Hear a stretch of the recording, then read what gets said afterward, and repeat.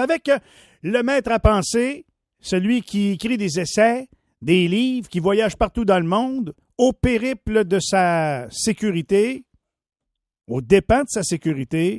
Mesdames et messieurs, Maître Frédéric Bérard. Comment ça va, mon Fred?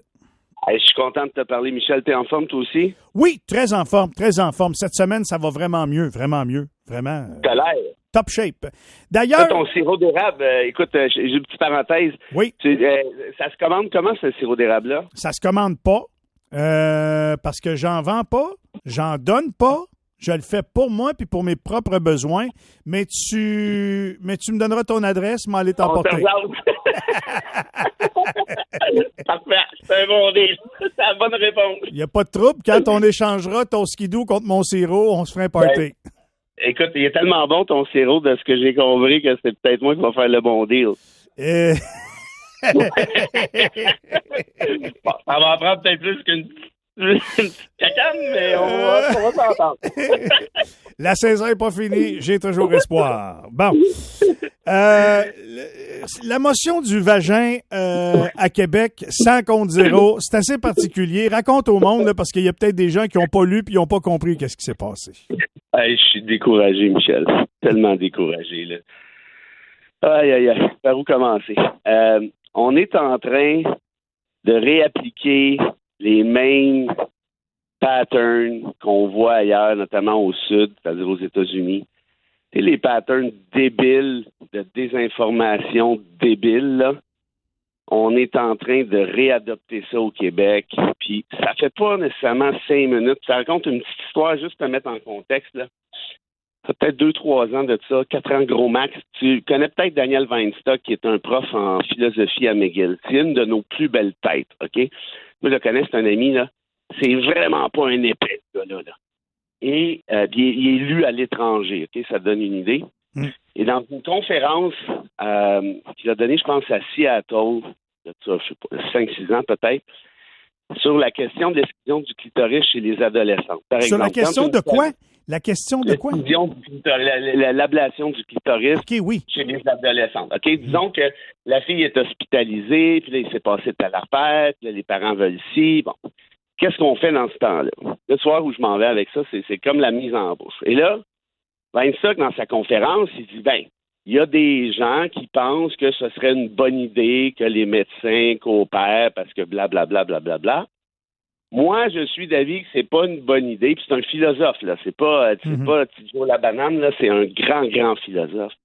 Et moi, je suis d'avis que non, on ne devrait pas coopérer pour ça, blablabla, blablabla. Bon. Le très fameux Richard Martineau, grand intellectuel de son époque, prend le passage qui fait son affaire, c'est-à-dire le passage où Weinstock dit, il y en a qui disent que blablabla, on devrait coopérer. Pas genre? Oui. Et regardez, c'est écœurant.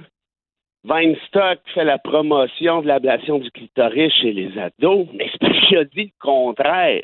Il n'a pas juste semé un doute, il a dit le contraire. Or, Martineau écrit ça dans sa chronique, avec sa grande gueule. Jean-François Roberge, qui est à l'éducation dans ce temps-là, annule une conférence de Weinstock.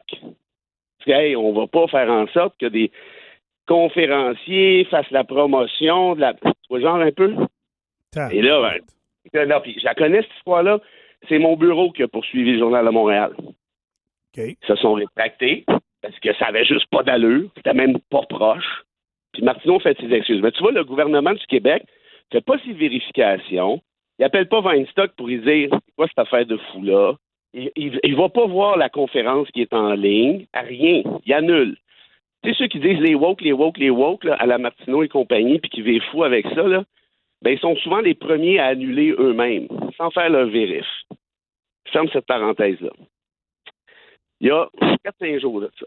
Jeudi, si je ne me trompe pas. Il y a, encore une fois, Richard Martineau, Jean-François Lisée, M. Bock-Côté. C'est-tu écœurant? La Cour suprême du Canada invisibilise les femmes. Les femmes n'existent plus. La Cour suprême du Canada appelle maintenant les femmes des personnes avec un vagin. Jean-François Lisée, dans un tweet, c'est la raison 874 000 de faire l'indépendance. Sortons de ce pays-là, sauf qui peut. Bon, toute la patente. Bocoté en rajoute, Martineau et compagnie, ya. Dans le temps de le dire, l'Assemblée nationale adopte à l'unanimité, Sans compte 0-0. exact, une motion qui dénonce le jugement. D'ailleurs, il faut dire à nos amis de l'Assemblée nationale, c'est pas un jugement de la Cour suprême, là. On appelle ça une décision ou un arrêt. Mais là, explique au monde, avant d'aller plus loin, l'invisibilisation de la femme, c'est quoi exactement? Là? Comment tu peux mettre ça en image là, pour qu'on comprenne bien, Maître Bérard? J'aimerais bien ça, mais c'est parce qu'il n'y en a pas. Parce que quand tu dénonces une décision, j'ai un bon truc. Allez donc la lire, bout de Christ. Parce que quand tu la lis, tu dis, il y a le mot femme qui est écrit 67 fois. 67! Je ne l'invente pas, là. 67. Un 6 avec un 7. Si on invisibilise le concept de femme, me semble que tu n'utilises pas le terme 67 fois. Et à quelque part, dans la décision, au paragraphe 109. Là, c'est une histoire d'agression sexuelle, je comprends bien. Là. Voilà. Et puis, puis là, écoute bien ça, là. On commence avec ça, c'est l'arrêt Croc. Et c'est une grosse affaire, là. C'est probablement, en fait, pas probablement, c'est assurément l'une des décisions les plus favorables aux femmes des dernières décennies au Canada en matière d'agression sexuelle. Peut-être la plus favorable. Pourquoi? Parce que le débat, c'était de savoir, madame, c'est une affaire super triste et sensible, là. Madame s'est fait agresser, est en état d'ébriété. Et là, la question, c'est, elle dit, moi, je le sais que je me suis fait agresser, je me suis fait pénétrer, je sais de quoi je parle. Le juge de première instance, il dit oui, effectivement, on n'a pas besoin d'avoir des expertises de Joe X, puis Joe Y, puis psychologue, puis psychiatre, puis ceci, puis ça. Madame, ça se fait agresser, elle doit être au courant. La Cour d'appel a dit, oui, mais des fois, des expertises, blablabla. La Cour suprême a dit à la Cour d'appel, mêle-toi de tes affaires. OK? Quand une femme se fait agresser, elle le sait. Et c'est là qu'elle emploie l'expression « une personne avec un vagin est au courant s'il y a quelque chose qui est rentré dans son vagin ». C'est tout. Elle finit là. Puis elle a condamné l'accusé. Merci, puis bonsoir. Elle dit, on n'a pas besoin d'autres expertises. On va croire la femme. Celle qui a un vagin, elle le sait. Ça s'est fait pénétrer. Point final. Merci, puis bonsoir. Ça, c'est une décision qui invisibilise les femmes.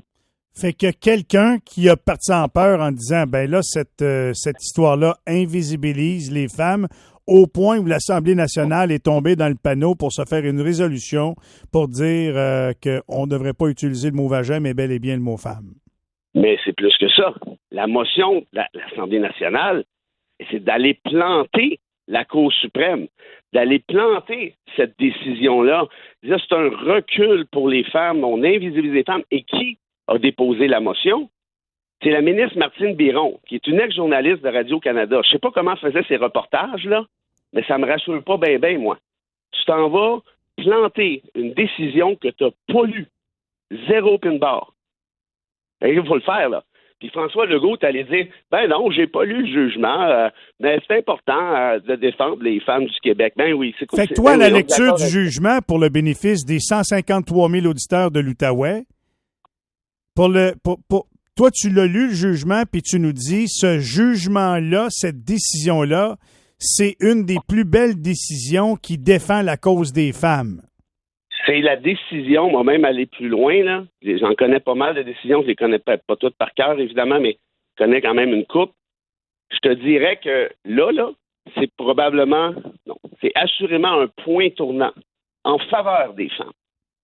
Parce que ce qu'on dit, je vais le répéter parce que c'est important, c'est contrairement à l'époque où, ouais, mais là, il y a un doute. La femme. T'es-tu sûr qu'il a rentré ça là vraiment? Ouais, exact. Parce que c'était ça qu'il disait l'accusé. Il dit, là, elle était pactée, j'ai jamais rentré mon zouizoui, blablabli, blablabla, elle peut pas le savoir, elle est en état d'ébriété. Puis là, la Cour suprême a dit, toi, là, mets toutes tes affaires, OK? T'es en état d'ébriété comme tu veux, mais elle est quand même en mesure de savoir s'il est rentré quelque chose. Comprends-tu? Bon, paf, là, t'es condamné, merci, bonsoir, va t'asseoir, t'arrêtes de nous achaler. Ça, c'est une décision qui est contre les femmes. À l'unanimité de l'Assemblée nationale. J'ai envie de penser que c'est favorable aux femmes, mais beaucoup à part ça. Je veux dire, là, ce que ça dit, c'est qu'il y a les expertises, les contre-expertises, puis on va se gratter le coude, ouais, mais là, d'un coup, que la femme dit n'importe quoi, puis tu sais, avec les vieux préjugés, là, c'est ça qu'il faut pas oublier, cette décision-là casse les vieux préjugés. Genre, la femme, elle sait ce qu'elle dit, elle sait ce qu'elle fait, elle sait ce qui est arrivé, elle sait... Bon, comment je te dirais, on réhabilite à 100 000 à l'heure la crédibilité des femmes qui se font agresser. Et là, c'est le plus haut tribunal du pays qui dit ça. Puis, by the way, pour ceux qui ne sont pas au courant, il y a maintenant 5 femmes sur 9, ça veut dire une majorité, ça, si je sais compter, à la Cour suprême du Canada. C'est ça la vérité, là. OK. Cette décision-là invisibilise les femmes. Et là, puis, comprends-moi bien, que petit Joe Martineau, qui n'est pas capable de lire autre chose qu'une boîte de céréales, te dit ça, c'est pas la fin du monde.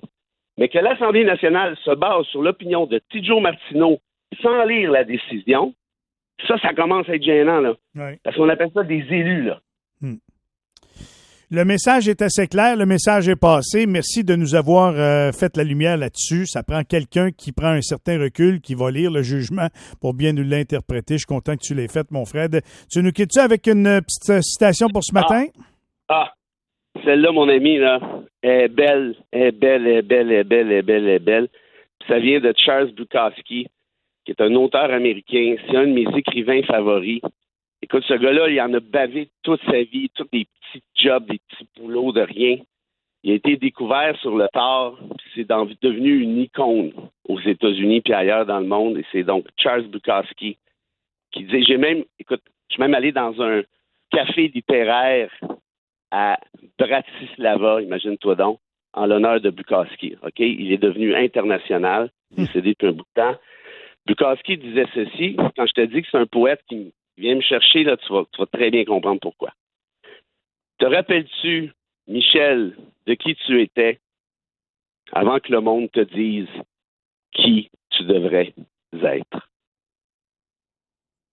Wow. C'est sujet à réflexion, hein? C'est ça. On prend une pelle puis on creuse dans ce temps-là. Très bien dit. Fred, merci beaucoup du fond du cœur. Gros câlin. Lâche pas. On se retrouve plus tard cette semaine, mon vieux.